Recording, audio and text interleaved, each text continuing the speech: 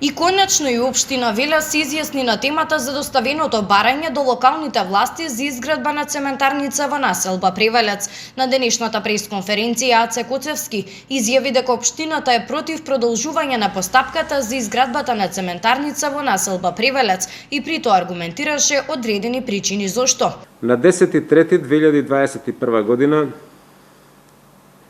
беше одржана средба во мојот кабинет со новиот собственик на инсталацијата, кој изјави дека во моментот се води постапка за пренесување на собственоста, кој ја представи својата намера и новата инвестиција, цементарница која треба да се изгради во кругот на инсталацијата каменолом во населба Превалец. За општина Велес, како засегнат орган во постапката, е нејасно зошто се брза со доставување на известувањето за намера, кое е подпишано од сегашниот управител на инсталацијата Технопавер и дали сегашниот управител ќе може да одговори на сите адресирани прашања и забелешки во врска со предметната